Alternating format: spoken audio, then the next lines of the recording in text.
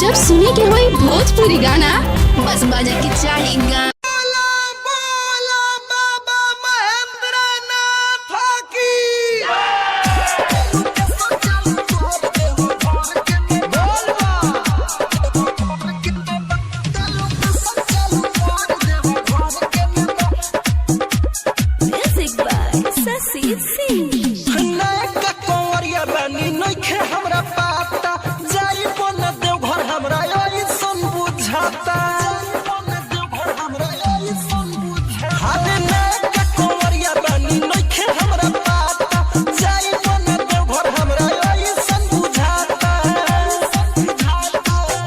देखो भोले दहनी के सहर के नेबा, देखो भोले दहनी के सहर के नेबा।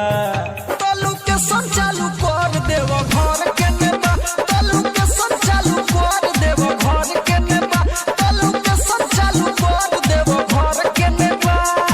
जय शिव। तलू के संचालू कर देव घर के बोली बोली अरे राज वाले बाबा की।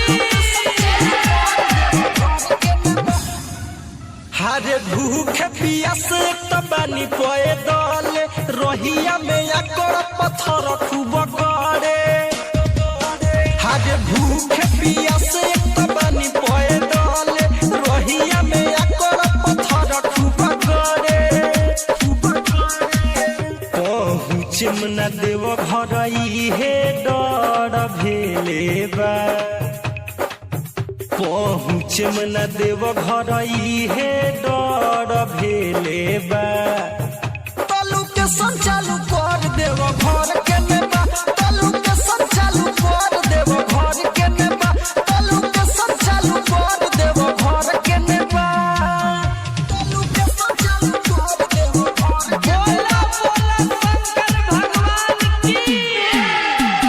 मिथलेश तूफानी कहाँ जलवा धराई, बाबे न मालूम बनी रहिया भुलाई।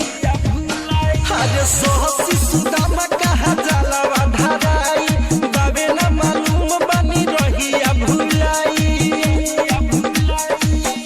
धारी खाती जल सब नगर गेले बा, धारी खाती जल सब नगर गेले बा। तलू के संचालू कर देव घर के नेबा, तलू के संचालू कर देव घर के नेबा, तलू के संचालू कर देव घर के नेबा। जिला recording studio Motihari. Contact number 91 23 12 12 58।